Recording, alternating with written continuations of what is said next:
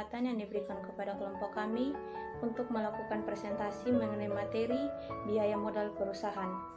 Sebelum memasuki materi, kami akan memperkenalkan diri masing-masing.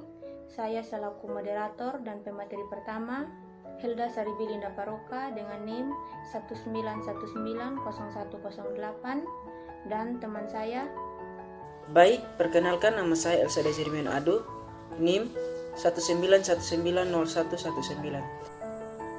Perkenalkan, nama lengkap saya Marleni Lende, NIM 19190121. Perkenalkan, nama saya Orca Gustina Pandi dengan NIM 19190103. Perkenalkan, nama saya Putri Yerida Angelin Besi, NIM 19190106. Perkenalkan, nama saya Yasser Soekarno Ragan, NIM 19190133. Jadi baik, materi akan kita bahas yaitu biaya modal perusahaan. Poin 1, pengertian biaya modal. Biaya modal atau cost of capital adalah biaya real yang harus dikeluarkan oleh perusahaan untuk pengadaan aset dan operasional suatu perusahaan. Modal dapat dilihat dengan raca sisi kanan, yaitu ada hutang, saham biasa, saham preferen, dan laba ditahan. Penentuan besarnya biaya modal ini dimaksudkan untuk mengetahui berapa besarnya biaya real yang harus dikeluarkan perusahaan untuk memperoleh dana yang diperlukan. Poin 1.1, pentingnya biaya modal. Yang pertama, untuk memaksimisasi nilai perusahaan mengharuskan biaya-biaya termasuk biaya modal diminimumkan. Yang kedua, keputusan penganggaran modal atau capital budgeting memerlukan estimasi biaya modal. Yang ketiga, keputusan-keputusan penting lain seperti leasing dan modal kerja juga memerlukan estimasi biaya modal. Ada contoh soal, Tuan A akan meminjam uang sebesar 1 juta dengan bunga 2% per bulan untuk waktu 6 bulan. Biaya administrasi dan biaya lainnya 50.000. Penyelesaiannya, biaya memperoleh modal pinjaman adalah bunga ditambah dengan biaya administrasinya, yaitu bunganya 2% kita kali dengan 6 bulan kali dengan 1 juta, yaitu 120.000, kita tambah dengan biaya administrasi dan lainnya 50.000, jadi totalnya 170.000. Biaya modal per bulan yaitu 170.000 kita bagi dengan 1 juta sama dengan 0,17, kita bagi 6 sama dengan 0,0283, atau dirubah ke persen 2,83%. Lebih besar dari bunga menurut kontrak yang hanya 2%. Poin 1.2, fungsi biaya modal. 1. Terkait dengan pajak yang dikenakan pada perusahaan. Biaya modal yang dikenakan pada modal pinjaman berbeda dengan biaya modal dari modal sendiri. Konsep perhitungan biaya modal didasarkan pada perhitungan A. Sebelum pajak atau before tax basis, perlu disesuaikan dulu dengan pajak sebelum dilakukan perhitungan biaya modal rata-rata seperti obligasi. B. Setelah pajak after tax basis, yaitu sebagai discount rate untuk menentukan diterima atau ditolaknya suatu usulan estimasi, yaitu dengan membandingkan tingkat keuntungan atau rate of return dari usulan investasi tersebut dengan biaya modalnya. Biaya modal di sini adalah biaya modal yang menyeluruh atau overall cost of capital. Misalnya, jika kita menggunakan metode net present value atau probability index untuk menentukan diterima atau ditolaknya suatu usulan investasi, maka biaya modal berfungsi sebagai discount rate yang digunakan untuk menghitung nilai sekarang dari proses dan pengeluaran investasi. Yang kedua, ada biaya hutang atau cost of debit. Biaya hutang sama dengan cost of debit atau yield to maturity atau YTM, yaitu biaya komponen hutang yang digunakan untuk kalkulasi biaya modal rata-rata tertimbang. Dalam perhitungan WACC atau rata-rata tertimbang dari seluruh komponen modal, kita memakai biaya hutang setelah pajak yaitu KD sama dengan 1 kurang T, di mana T adalah tarif pajak perusahaan. Ada contoh soal, KD sama dengan 10% atau 0,1, pajak sama dengan 15% atau 0,15. Biaya hutang setelah pajak yaitu 10% dalam kurung 1,15% sama dengan 8,5%. Biaya hutang, penggunaan hutang sebagai modal menurunkan penghasilan yang dikenakan pajak karena bunga yang harus dibayar. Karena itu penggunaan hutang dapat mengurangi pajak yang dibayar atau tax deductible. Contoh soal, suatu perusahaan membeli bahan baku secara kredit. Bunga dari kredit tersebut sebesar 10%. Tingkat pajak penghasilan atau take rate 40%. Maka biaya hutang setelah pajak sebesar KT sama dengan KB dalam kurung 1 kurang T, yaitu 0,10 dalam kurung 1 kurang 0,40, yaitu 0,06 dirubah ke persen sama dengan 6%. Oke, materi selanjutnya akan disampaikan oleh teman saya. Baik, saya akan membacakan lanjutan materi dari teman saya. 3. Biaya saham preferen atau KPS. Biaya saham preferen yaitu tingkat keuntungan yang dinikmati pembeli saham preferen atau KPS. Dengan rumus KP sama dengan DP dibagi PN. DP yaitu dividen saham preferen tahunan, PN yaitu harga saham preferen bersih yang diterima perusahaan penerbit. Dalam kurung setelah dikurangi biaya peluncuran saham atau flotation cost. Slide yang berikut, contoh soal. PT Aksara menjual saham preferen yang memberikan dividen Rp10 per tahun, harga saham Rp100 dengan flotation cost 2,5 per lembar saham. Dengan rumus KP sama dengan DP dibagi PN, nilai DP yaitu 10, nilai PN yaitu 97,5 sehingga 10 dibagi 97,5 sama dengan 10,26. Slide yang berikut masih contoh soal. Sebuah perusahaan mempunyai saham preferen yang telah beredar yang memberikan dividen Rp23 per lembar dan harga jual Rp105. Jika perusahaan mengeluarkan biaya lagi emisi saham preferen, maka yang bersangkutan akan terkena biaya pertanggungan Rp2,5 per lembar saham. Berapa nilai saham preferen? Dengan rumus KP sama dengan DP dibagi PN. Nilai DP yaitu Rp23, nilai PN yaitu 102,5. Sehingga 23 dibagi 102,5 maka hasilnya 0,224 dipersenkan maka 22,4. Slide yang berikut 4. Biaya laba ditahan atau KS. Perusahaan dapat memperoleh modal sendiri melalui dua cara. Yang pertama, menahan sebagian laba atau retained earnings. Yang kedua, menerbitkan saham biasa baru. Poin yang berikut, apabila perusahaan menahan sebagian labanya untuk modal, apakah ada biayanya? Ya, opportunity cost. Laba dapat dibagikan berupa dividen dan investors dapat menginvestasikan uang itu dengan membeli saham, obligasi, real estate, dan lain-lain. Poin yang berikut, oleh karena itu, perusahaan harus dapat memberikan keuntungan paling tidak sama dengan keuntungan yang dapat diperoleh pemegang saham pada alternatif investasi yang memiliki risiko yang sama dengan risiko perusahaan. Dalam kurung KHS.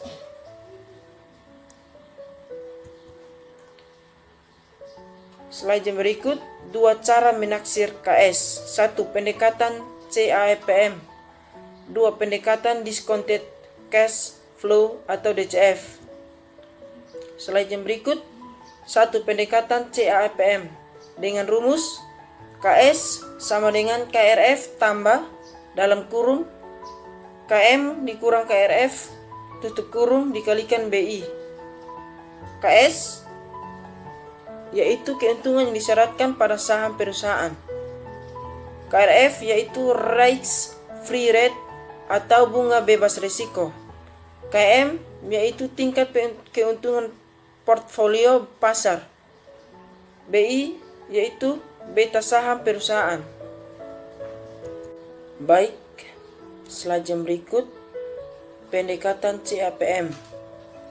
Langkah yang pertama, estimasi suku bunga bebas risiko atau KRF. Langkah kedua, estimasi koefisien beta saham atau BI.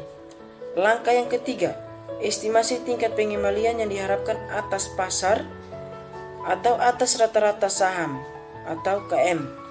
Langkah yang keempat, substitusikan nilai sebelumnya ke persamaan CAPM untuk mengestimasi tingkat pengembalian yang diperluas atas saham pada pertanyaan.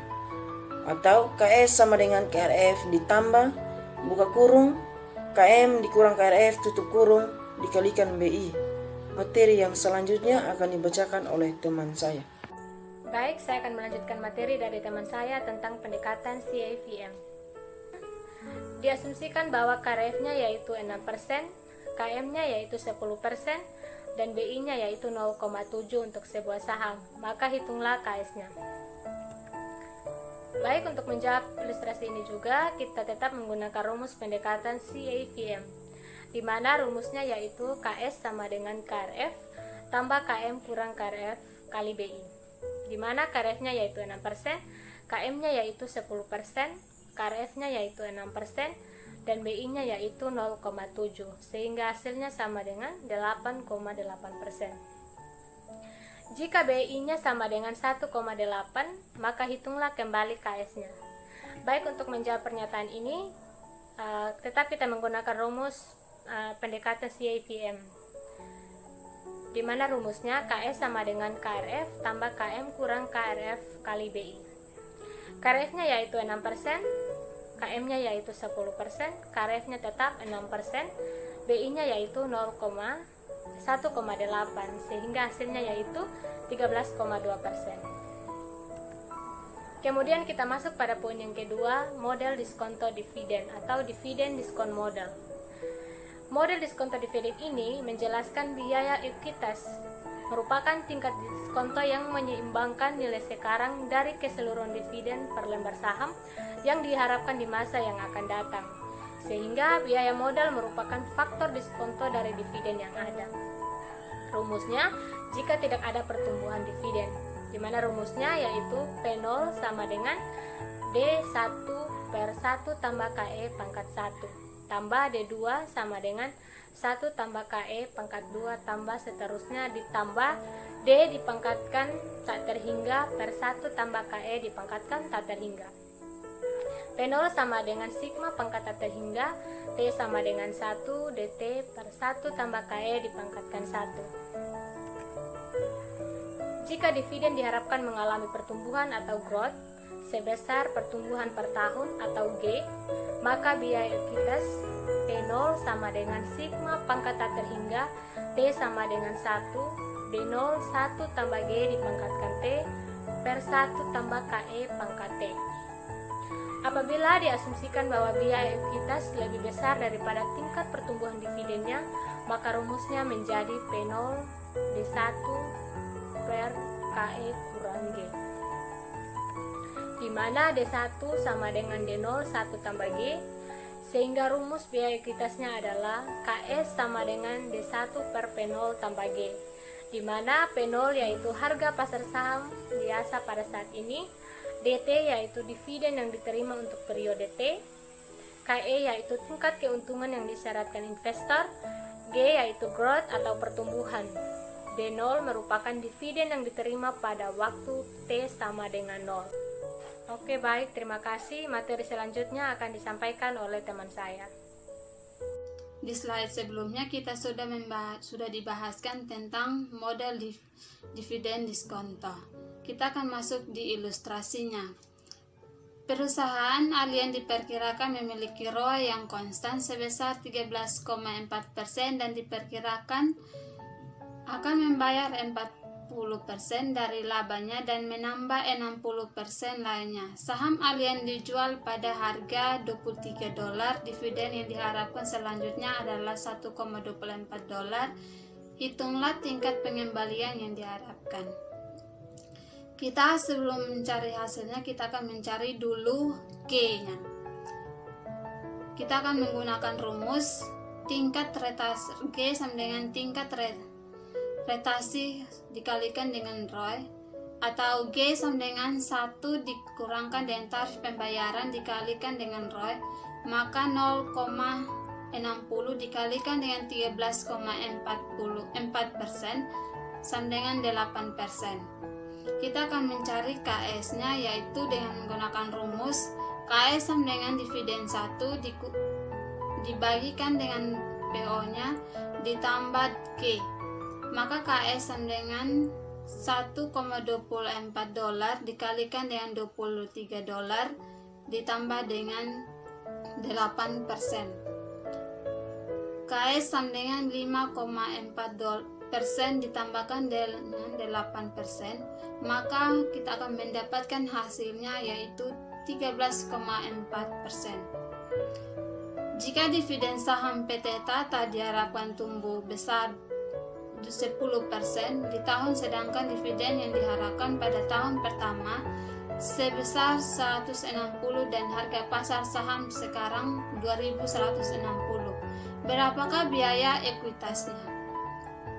Kita masih menggunakan rumus yang di slide sebelumnya, yaitu KS sama dengan dividen 1 dibagikan dengan PO ditambah G, maka 160 dibagikan dengan 2.160 ditambah dengan 10%. Maka kita akan mendapatkan 7,4% ditambahkan 10%, maka hasilnya 17,4%.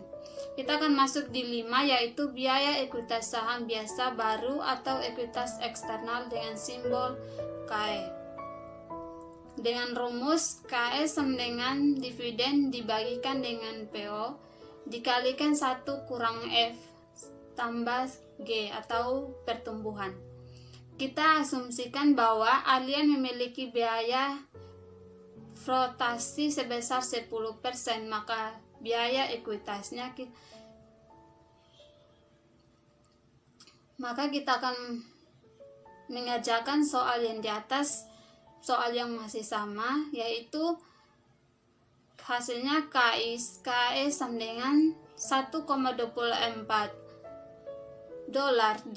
dibagikan dengan $23 kali 1 kurang 0,1.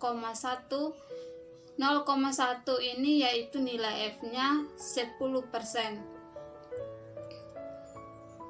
KS sama dengan $1,24 dibagikan dengan $20,70 ditambah 8%. Maka kita akan mendapatkan hasilnya 6% ditambah 80% sama dengan 14%. Baik, saya akan melanjutkan materi. Biaya modal dihitung berdasarkan biaya untuk masing-masing sumber dana atau biaya modal individual. Namun jika perusahaan menggunakan beberapa sumber modal, maka biaya modal yang dihitung adalah biaya modal rata-rata tertimbang dari seluruh modal yang digunakan. Biaya modal rata-rata tertimbang ini disebut dengan Weighted Average Cost of Capital atau WACC.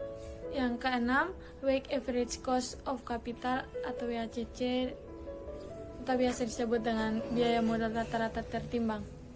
Yang pertama, untuk menghitung biaya modal kita menggunakan biaya modal rata-rata tertimbang atau WACC. Kemudian WACC adalah rata-rata tertimbang dari seluruh komponen modal.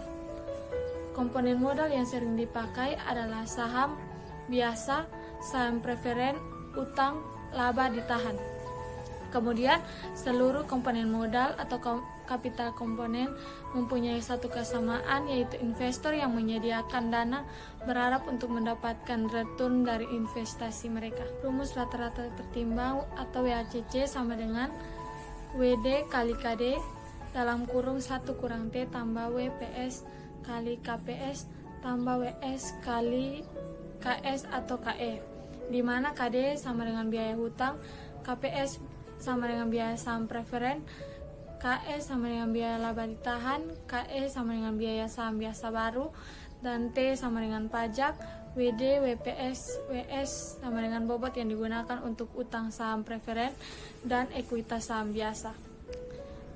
Kita masuk ilustrasi.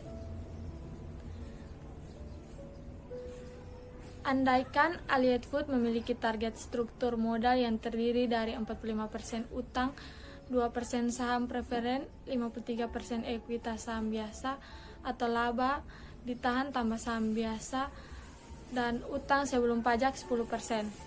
Utang setelah pajak sama dengan KD kali 1 kurang T sama dengan 10%, dikali 0,6 sama dengan 6%.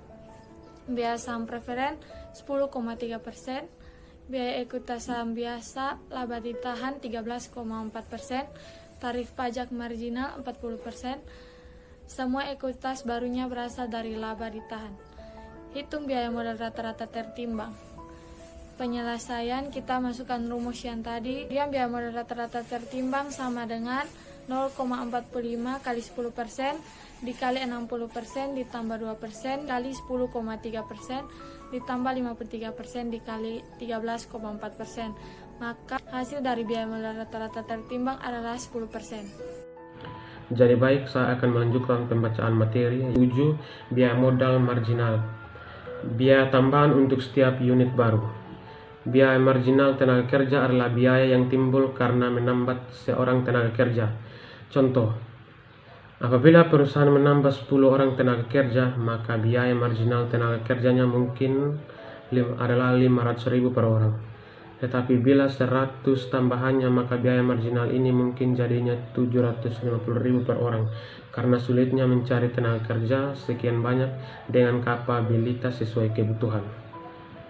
Yang berikut adalah breakpoints untuk sumber pembiayaan I sama dengan jumlah dana yang tersedia dari pendanaan I dengan biaya tertentu dibagi dengan bobot struktur modal dari sumber I. Yang berikut ada ilustrasi. Perusahaan WDC mempunyai laba ditahan sebesar Rp300.000 dengan biaya hutang sama dengan 13%. Jika mengeluarkan saham baru dengan biaya lebih mahal, maka biaya saham biasa baru sama dengan 14%. Perusahaan memperkirakan hanya dapat memperoleh pinjaman sebesar 400.000 dengan biaya hutang sama dengan 5,6%. Tambahan hutang selanjutnya, maka biaya hutang sama dengan 8,4%. Biaya saham preferen 10,6%, sedangkan target struktur modal adalah 40/10/50 yang terdiri dari hutang, saham preferen, dan saham biasa. Jadi di sini ada 2 titik patahan breakpoints, yaitu yang pertama,